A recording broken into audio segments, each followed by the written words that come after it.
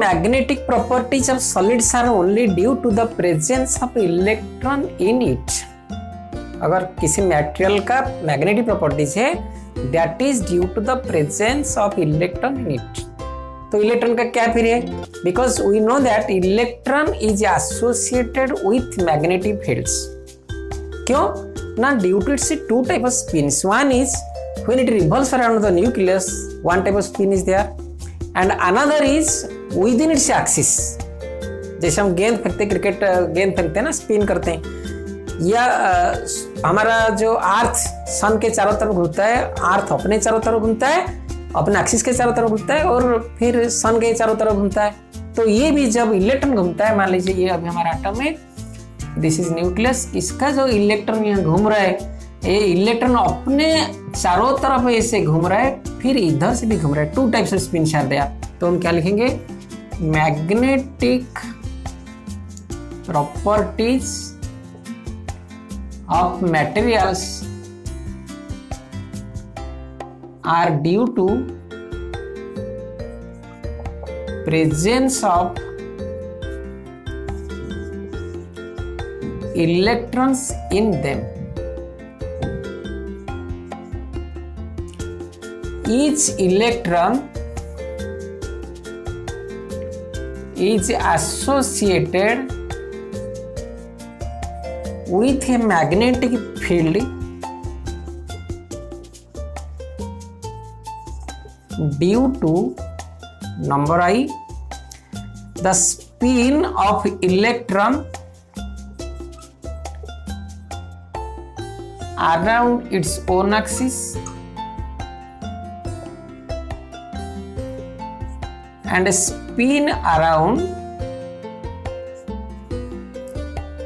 the nucleus in its orbit or orbital। तो दो तरह का जो स्पिन है that creates magnetism in electron. तो बच्चों आप देखिए, हम जब बात करते हैं ऑर्बिटल की, ऑर्बिटल में जो इलेक्ट्रॉन्स होते हैं पेयर होके रहते हैं ना। मान लीजिए पी एक्स हम ले रहे हैं, पी वाई ले रहे हैं, पी जेड ले रहे हैं, कैसे रहेंगे इलेक्ट्रॉन, ऐसे रहेंगे, 6 रहेंगे ना। अगर इसी में या डी का लेते हैं हम, 1 2 3 4 5,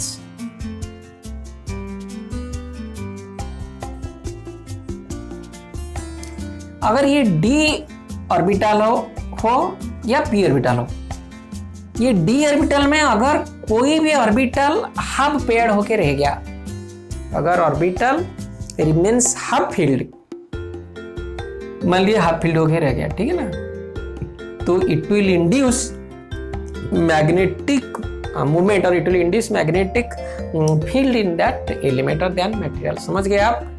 सो हम लिख सकते हैं, सो अनपेयरिंग ऑफ इलेक्ट्रॉन्स और अनपेयर्ड इलेक्ट्रॉन्स, unpaired electrons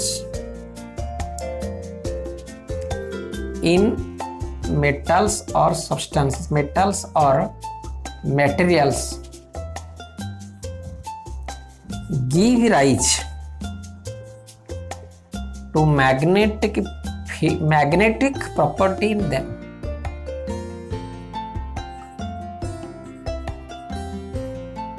इनका जो खाली हो जाता है, हाफ फील्ड हो जाता है, तो वो क्या करता है, उनके मैग्नेटिक प्रॉपर्टी दे देता है। समझ गए? तो on the basis of this magnetic properties the solid are classified in 3 categories. Number 1 diamagnetic, number 2 paramagnetic, number 3 ferromagnetic substances. अभी हम लिखते हैं, इसको मिटाते हैं अभी। नंबर 1 डायमैग्नेटिक,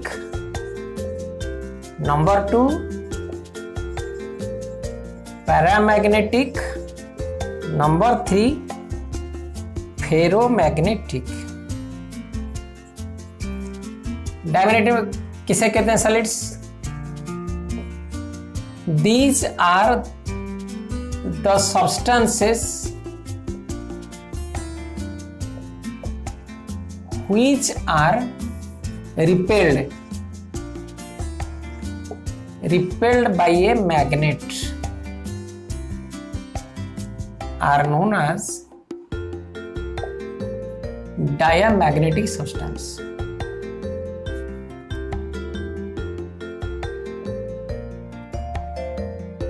बच्चा आपने कोई मैग्नेट देखा होगा, है ना? मान लीजिए दिस इज वन मैग्नेट।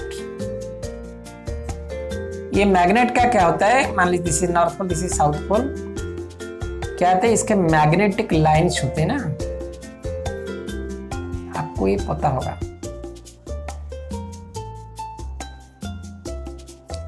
अगर इस मैग्नेटिक लाइन और मैग्नेटिक फील्ड के पास ये लाते हैं हम किसको, डायमैग्नेटिक सब्सटेंस को। मान लीजिए सब्सटेंस हम यहाँ लेके आए तो दिस रिपेल इट, ये इसको अट्रैक्ट नहीं करेगा, उसको रिपेल कर देगा, तो उसको हम बोलेंगे क्या, diamagnetic substance. This is due to absence of unpaired electrons, क्योंकि उनके बीच में अनपेयर्ड इलेक्ट्रॉन्स नहीं होता है, उनमें अनपेयर्ड इलेक्ट्रॉन्स नहीं होता है, तभी वो क्या करते हैं, रिपेल होता है। ठीक है, एग्जाम्पल NaCl, सुगर, है ना, V2O5, ऐसे कितने हैं आप इसको लिख सकते हैं जो डायमैग्नेटिक सब्सटेंस है। ठीक है, दूसरा बच्चा paramagnetic solids. These are the substances which are weakly attracted by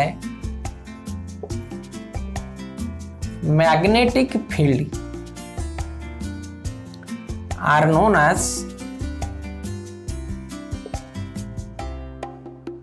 paramagnetic substances. Paramagnetic substances बच्चों, इनमें कुछ होता है क्या, अनपेयर्ड इलेक्ट्रॉन्स होता है। This contains unpaired electrons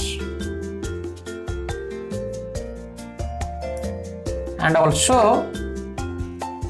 they have permanent dipoles.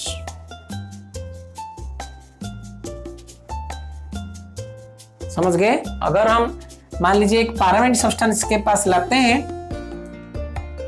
तो क्या करेगा, ये धीरे से इसके अंदर आ जाएगा। और एक सबसे बड़ी बात है क्या है, अगर इधर हम इसको रखें क्या होगा, उसके अंदर कुछ इंड्यूस हो जाएगा मैग्नेटिज्म, लेकिन जैसे ही हम बाहर इसको ले आएंगे अपना मैग्नेटिक प्रॉपर्टी लॉस कर देगा।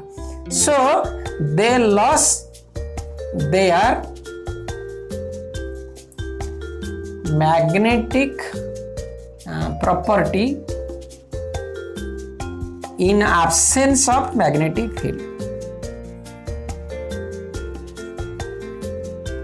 बच्चों समझ गए आप, यानी पैरामैग्नेटिक क्या, बिल्कुल हल्का से अट्रैक्ट होता है मैग्नेटिक फील्ड में, और जब तक वहां रहता है तो ये अट्रैक्ट होता है, जैसे ही उसको बाहर हम ले आएंगे वो अपना मैग्नेटिक प्रॉपर्टी को लॉस कर देगा। ठीक है ना, ये पैरामैग्नेटिक प्रॉपर्टीज को कहते हैं। तो पैरामैग्नेटिक सब्सटेंस कौन सा है, आप देखिए, इसको नोट कीजिए, TiO, Ti2O3, VOCuO। समझ गए बच्चों, ये सारे पैरामैग्नेटिक सब्सटेंस होते हैं, इसको आप याद रखिए। कभी कोई आ जाता है example, write down name of one paramagnetic substances और which of the following substance is paramagnetic substance, तो आप इसको याद रखिए। अब चलते हैं फेरोमैग्नेटिक सब्सटेंस, अभी हम इसको मिटा रहे हैं। फेरोमैग्नेटिक सब्सटेंसेस,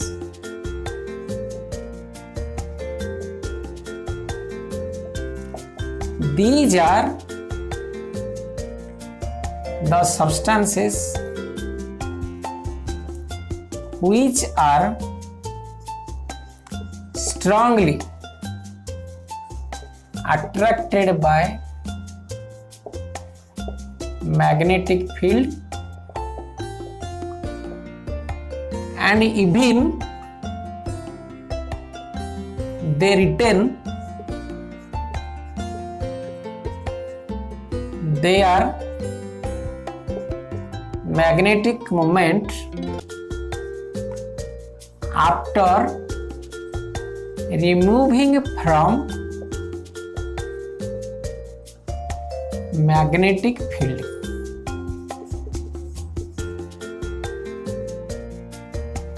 एग्जाम्पल,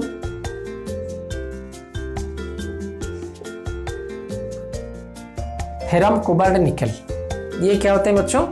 अगर हम इसको मान लीजिए फेरम ले रहे हैं, इसको मैग्नेट के पास लेते हैं तो बिल्कुल स्ट्रांगली अट्रैक्ट हो जाते हैं, खूब जोर से अट्रैक्ट होता है। और इसके अंदर थोड़ी देर बाद रहने के बाद अगर हम इसको लें, ये खुद एक मैग्नेट होता है। आप देखे होंगे अगर मैग्नेट के पास कुछ अल्पिन अब लेंगे तो अल्पिन एक मैग्नेटिज्म हो जाता है, अल्पिन नीचे हम लगा के रख देंगे तो ऑल द अल्पिन्स will be converted to the magnets. तो ऑल अल्पिन का क्या हो जाएगा? मैग्नेट हो जाएंगे वो, समझ गए आप? तो वो क्या है?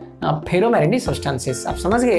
ये बहुत स्ट्रांगली अट्रैक्ट होते हैं। अगर मैग्नेटिक फील्ड में रखते हैं ये तो अट्रैक्ट होते ही है, मैग्नेटिक फील्ड में कुछ देर रहने के बाद अगर बाहर ले आते हैं तो अभी ये खुद मैग्नेट बन जाते हैं, जिससे वो दूसरे को भी अपने ओर खींच सकते हैं, मैग्नेटिक फील्ड की ओर खींच सकते हैं। ठीक है, और एग्जाम्पल है Fe, आयरन, कोबाल्ट, निकल। समझ गए? अब चलते हैं बच्चों Curie temperature. What is Curie temperature? आप नोट कीजिए, एग्जाम में कभी आता है।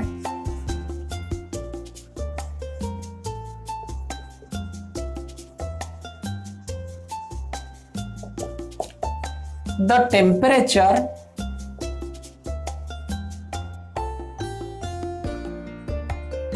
over which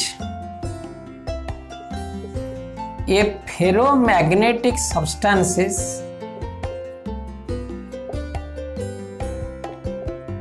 is converted into a paramagnetic substance is known as Curie temperature, or the temperature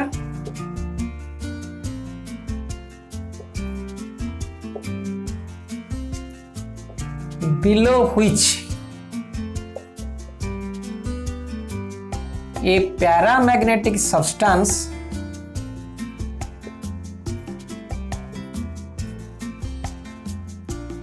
acts as a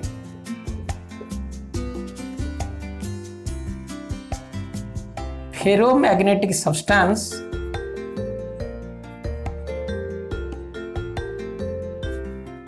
is known as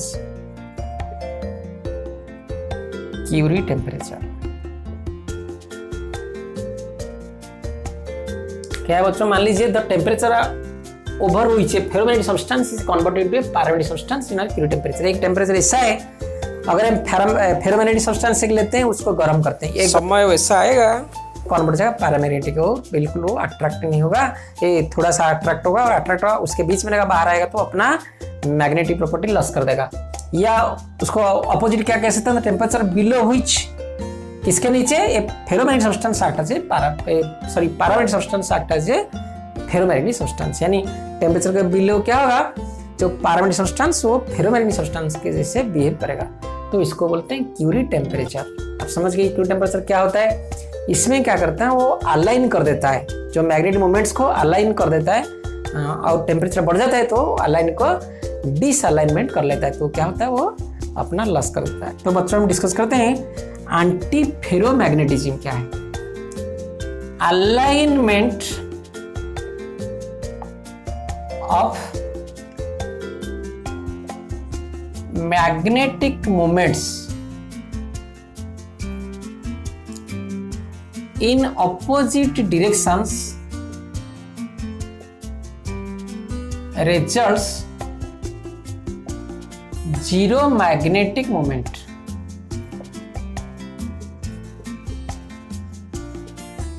which is known as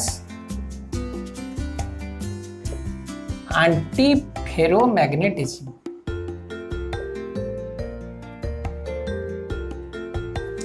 It is because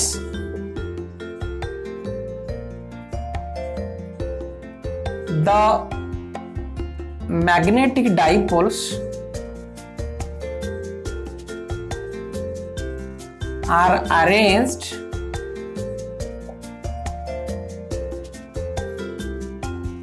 in parallel and a anti-parallel order।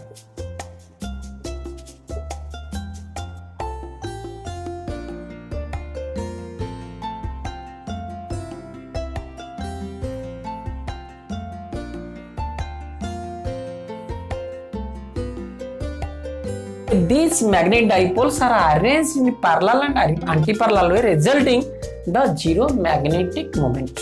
ये क्या करते हैं, अपने आप नॉलिफाई कर देते हैं। इधर अगर ये खींचता है, इधर ये खींचता है, इधर ये, तो दोनों बराबर क्या हो जाता है, तो net moment is equal to zero. This is known as anti-ferromagnetism because due to the presence of parallel and anti-parallel magnetic dipoles। ठीक है बच्चों, last one ferrimagnetism. This is due to presence of unequal numbers of parallel and anti-parallel dipoles in the material. कैसे हम अभी दिखा रहे थे जब एंटी फेरोमैग्नेटिज्म में। अभी देखिए अगर ये वैसे होता है,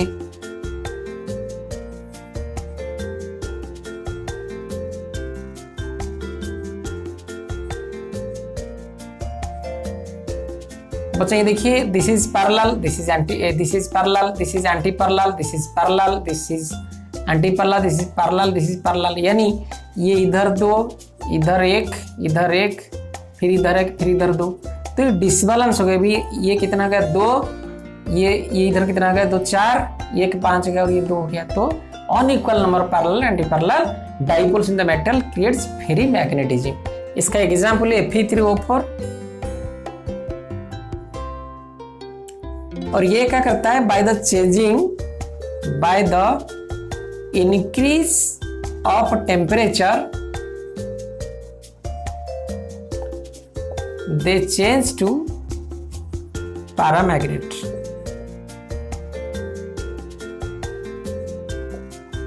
बच्चों ये था all about the electrical and magnetic properties of the solids. ये चैप्टर आपका खत्म हो गया। आप इसको देखिए, 1-2 बार पढ़िए अच्छी तरह, आपका एग्जाम में अच्छा नंबर रहेगा। ठीक है, थैंक यू।